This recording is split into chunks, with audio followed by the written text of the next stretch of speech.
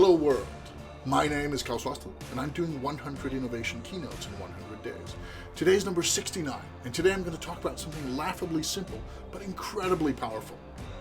You're okay, and I'm okay.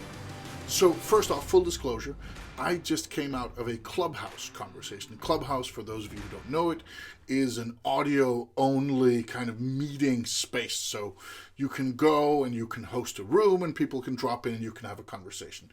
New, slick, shiny, ooh, buzzy, very cool. And there, I listened in on these two guys. This is Lars and this is Mess. And I just came from their Clubhouse conversation, and this was something that inspired me. What do? I turn it into a keynote. So these are not my words. These are the words of Lars and Mess, but I could not agree more. Now, who are Lars and Mess? Why should we listen to them? Well, first off, we should listen to them because they have something interesting to say. But second off, their real names are Lars Tvede and Mess Fauholt, and they've written a book together called Iværksætter, which is Danish for entrepreneur. I think Lars has written like 17 books, and I don't know what Mess has done, but they're both pretty good at kind of sending ideas out into the world.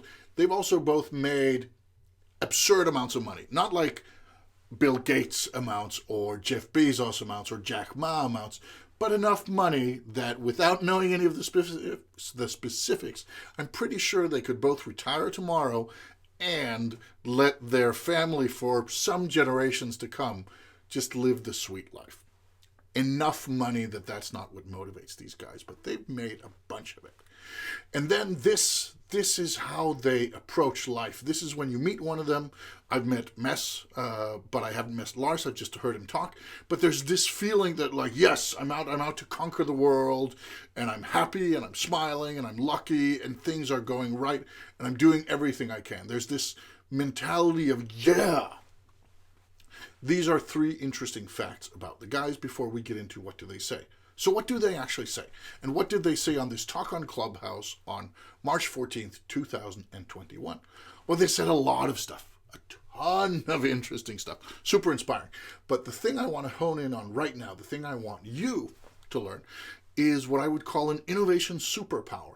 And I've seen this, I've read about this, I know that, but I've never heard it phrased so simply, so elegantly, and so effectively.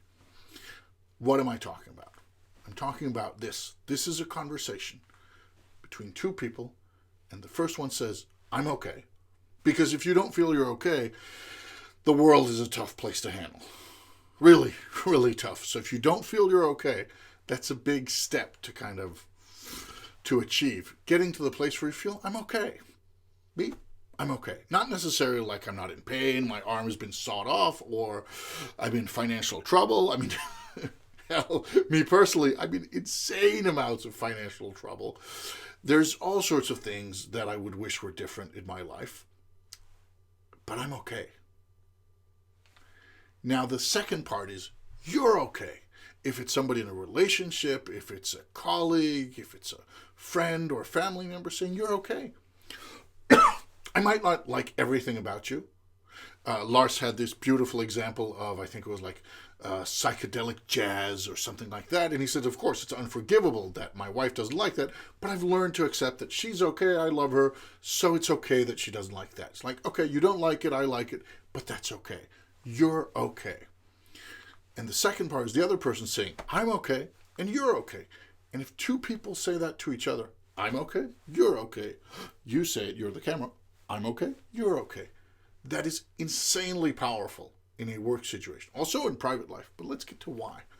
Because what does that mean when something fails? Lars had this beautiful example. It was actually Mess telling the story, but it was Lars' story about, I think it was a wedding anniversary, and he was supposed to go out and buy lamb. Maybe there were some guests involved. I wasn't too sure about that part. But what I was sure was he was supposed to buy lamb, and Lars said, yeah, I was supposed to buy lamb. I got very strict instructions. And then he comes back with some candy, some sort of candy, and I think flowers were involved as well. Definitely not the lamb he was supposed to buy. And then he said, of course, his wife went a little bit ballistic, like, what is going on? What is wrong? And at some point, she came to the point, like, you know what? You're okay. This was not okay, but you're okay. I'm okay, and you're okay, so it's okay.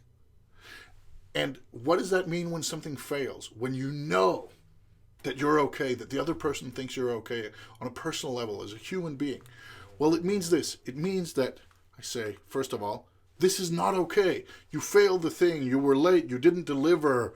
The client was unhappy and it's your fault, or you missed the exit, or you did sloppy work. This sort of thing happens every day in organizations.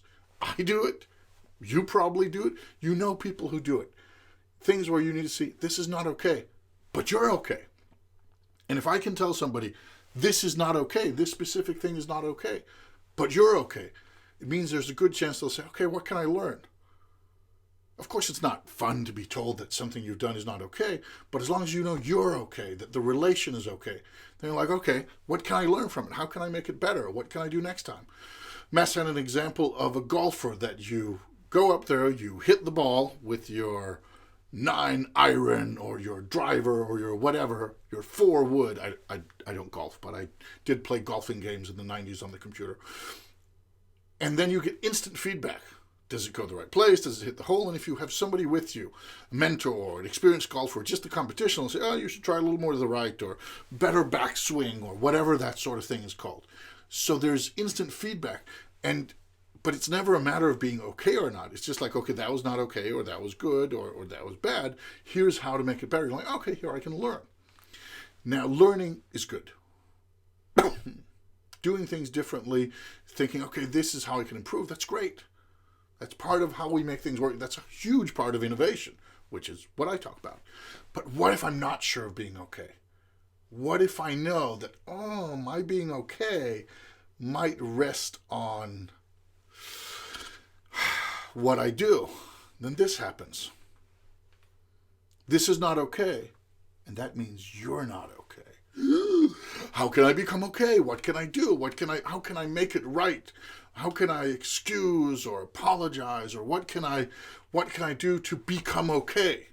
Not necessarily to fix the mistake, but to become okay, because being okay is super important. Sure, mistakes, we can live with that, but like if the relation is in doubt, that's one way I think, how can I become okay again? Or the other one is I go, then you're not okay. You're also a problem. You're an idiot. You're a bad boss. You're a bad coworker. You're bad whatever. So either my response is, how can I become okay again? Or you're not okay. My response is not, what can I learn? Which would be, smart and good and something that you can use. But no, it's these two things instead. And what does that mean, like on a concrete, specific, day-to-day level? If I'm not sure that I'm okay in my work relations, if I'm not sure that my boss thinks I'm okay, my coworkers think I'm okay, well, it means this. It means I'm going to hide mistakes, because they might lead to me going from okay to not okay. I'm going to dodge blame, because if mistakes are found, they weren't mine. If you don't care if it's your mistake, if you say, okay, yeah, that's true, that's a mistake, how do we fix it? Then you're not worried about blame, because you're okay. But if you're not, then you're going to dodge it like nobody's business.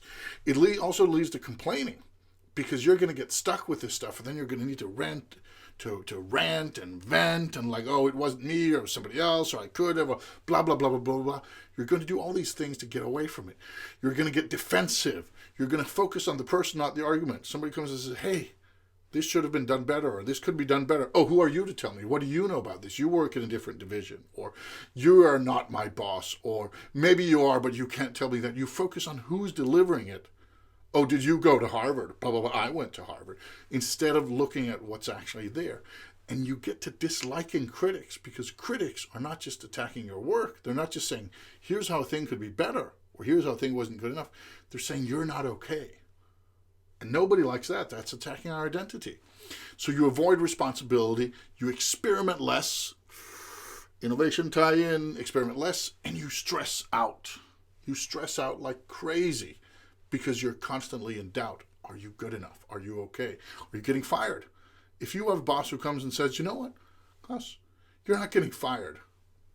Of course not. And you know that. So I'm going to tell you what's wrong. But if that boss comes and starts, I'm going to try to defend myself. Like, am I losing my job? Am I losing my job? I'm not listening. I'm just hearing, am I losing my job?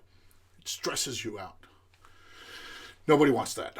So, rounding off, listen to these two guys, Mess and Lars, And it's pretty simple in their words. Again, they say much more good stuff than that, both in this conversation and in the rest of their lives. But this simple thing is, and I've never heard it phrased this way before, that's why I'm so excited.